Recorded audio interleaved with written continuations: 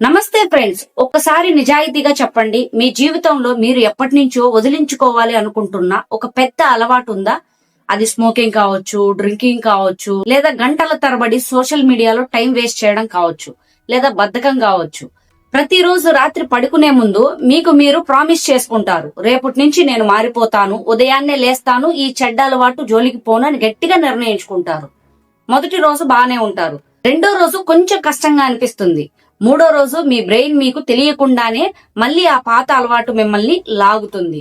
మళ్ళీ మొదటికే వస్తారు. ఆ తర్వాత ఛీ నా వల్ల కాదు అని మీ మీద మీకే అసహ్యం వేస్తుంది, గిల్టీగా ఫీల్ అవుతారు. అసలు ఎందుకు ఇలా జరుగుతుంది? మన శరీరం మనదే, మన మనసు మనదే, కానీ ఆ చెడ్డ అలవాటును కంట్రోల్ చేసే రిమోట్ మాత్రం మన చేతిలో ఎందుకు ఉండదు? సరిగ్గా ఇదే ప్రశ్న తన జీవితంలో విసిగిపోయిన ఒక శిష్యుడు తన గురువుని అడిగాడు. ఆ ప్రశ్నకు ఆ గురువు మాటలతో సమాధానం చెప్పలేదు, ఒక అద్భుతమైన ప్రాక్టికల్ పాఠం నేర్పించాడు.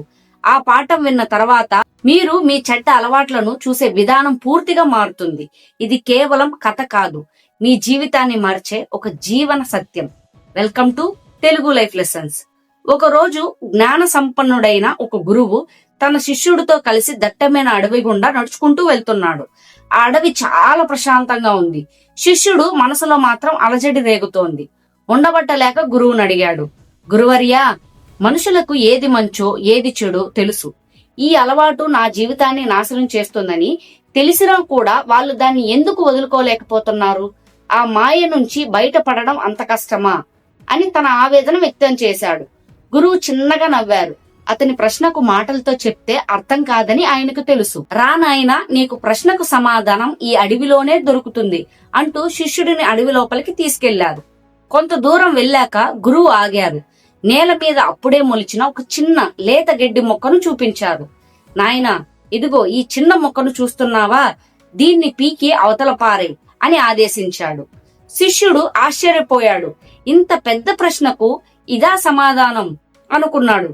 నవ్వుతూ, ఇదెంత పని గురువర్యా అంటూ వంగి తన చూపుడు వేలు బొటన వేలుతో చాలా సునాయాసంగా, ఏమాత్రం బలం ప్రయోగించకుండా ఆ చిన్న గడ్డి పోచను పీకి పారేశాడు.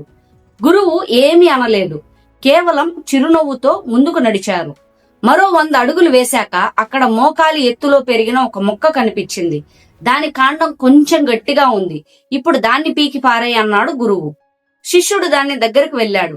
ఈసారి 2 వేళ్లు సరిపోలేదు. తన పూర్తి చేతిని ఉపయోగించి కాస్త బలాన్ని ప్రయోగించి లాగాడు. నేల కొద్దిగా కదిలింది. ఆ మొక్క వేళ్లతో సహా బయటకు వచ్చింది. దాన్ని పక్కన పడేశాడు. గురువు ఇంకా ముందుకు తీసుకెళ్లాడు. ఈసారి ఒక దట్టమైన ముళ్లతో కూడిన పెద్ద పొదను చూపించాడు. అది నేలలో బాగా పాతుకుపోయి ఉంది. ఇప్పుడు నీ బలం మొత్తం ఉపయోగించి దాన్ని పీకే అన్నాడు గురువు. శిష్యుడు దాని ముందు నిలబడ్డాడు. ఈసారి అంత సులువు కాదని అర్థమైంది.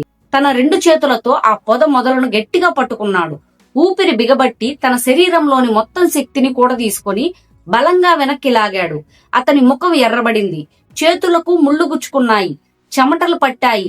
చాలా సేపు పోరాడిన తర్వాత ధబీల్మని శబ్దం వస్తూ ఆ పొద నేల నుంచి ఊడి వచ్చింది. శిష్యుడు ఆయాసపడుతూ కింద కూర్చుండిపోయాడు. గురువర్యా, ఇది చాలా కష్టమైంది అన్నాడు. గురువు శిష్యుడికి విశ్రాంతి ఇవ్వలేదు. రా, చివరిగా ఇంకోటి ఉంది అంటూ ముందుకు తీసుకెళ్లాడు. వాళ్ల ముందు ఆకాశాన్ని తాకుతున్నట్టుగా ఒక భారీ పురాతనమైన మహావృక్షం నిలబడింది. దానికి 100 ఏళ్ల వయసు ఉంటుంది. దాని ఊడలు భూమిలోకి దిగిపోయాయి.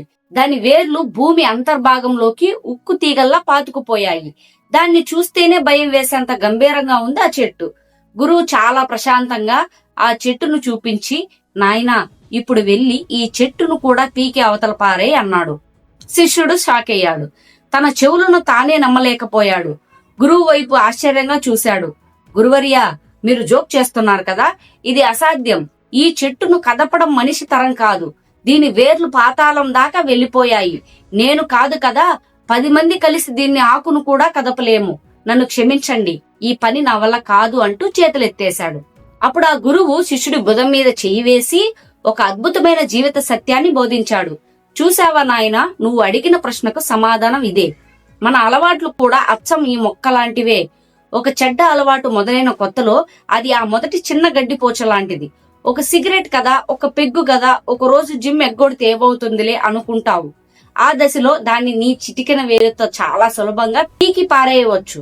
దాన్ని వదిలించుకోవడానికి నీకు పెద్దగా కష్టం అనిపించదు. కానీ నువ్వు దాన్ని నిర్లక్ష్యం చేస్తే కొన్ని నెలల తర్వాత అది ఆ ముళ్ళ పొదలా మారుతుంది. అప్పుడు దాన్ని వదలాలంటే నువ్వు ఈ రోజు పడినంత కష్టం పడాలి. ముళ్ళు గుచ్చుకుంటాయి, నొప్పి కలుగుతుంది, కానీ ప్రయత్నిస్తే సాధ్యమే. కానీ అదే చెడ్డ అలవాటుని నువ్వు సంవత్సరాల తరబడి అలాగే పెంచి పోషిస్తే అది చివరికి ఇలా భారీ వృక్షంలా మారిపోతుంది. దాని వేర్లు నీ బ్రెయిన్ లోకి, నీ ఆలోచనలోకి, నీ నరాల్లోకి బలంగా పాతుకుపోతాయి. అది నీ వ్యక్తిత్వంలో ఒక భాగం అయిపోతుంది. ఆ దశకు చేరుకున్నాక నువ్వు ఎంత ఏడ్చినా, ఎన్ని ప్రమాణాలు చేసినా దాన్ని పీకి పారేయడం నీ వల్ల కాదు. అప్పుడు నువ్వు ఆ అలవాటు కంట్రోల్ చేయలేవు. ఆ చెడ్డ అలవాటే నిన్ను శాసిస్తుంది, నిన్ను బానిసను చేస్తుంది, చివరకు నిన్ను పూర్తిగా నాశనం చేస్తుంది. మీ జీవితాన్ని నాశనం చేస్తున్న ఆ చెడ్డ అలవాటు ఇప్పుడు ఏ దశలో ఉందో గుర్తించండి. అది ఇంకా ఆ చిన్న మొక్క దశలో ఉంటే అదృష్టవంతులు. ఈ రోజే, ఈ క్షణమే దాన్ని పీకి అవతల పరేయండి. రేపటి నుంచి మానేస్తా అని వాయిదా వేయకండి. రేపు అనేది ఎప్పటికీ రాదు. ఒకవేళ అది చెట్టులా మారిపోయి ఉంటే భయపడకండి. మీ 2 చేతులు ఉపయోగించండి. మీ సంకల్ప బలాన్ని వాడండి. నొప్పి పెట్టినా సరే పోరాడి దాన్ని పీకేయండి. లేకపోతే అది మీ జీవితాన్ని పీల్చేస్తుంది. మీ జీవితాన్ని కంట్రోల్ చేసే రిమోట్ మీ చేతుల్లోనే ఉండాలి, మీ చెడ్డ అలవాట్ల చేతుల్లో కాదు. ఈ క్షణమే ఒక గట్టి నిర్ణయం తీసుకోండి. నన్ను వెనక్కి లాగుతున్న చెడ్డ అలవాటుని ఈ రోజే వదిలేస్తున్నాను అని మీరు ఫిక్స్ అయితే కమెంట్స్ లో గట్టిగా ఐఎమ్ చేంజింగ్ నౌ అని టైప్ చేయండి. ఇలాంటి పవర్ఫుల్ రియల్ లైఫ్ లెసన్స్ తో మీ మైండ్ సెట్ మార్చుకోవడానికి మన తెలుగు లైఫ్ లెసన్స్ ఛానల్ ని ఇప్పుడే సబ్స్క్రైబ్ చేసుకోండి. జై హింద్.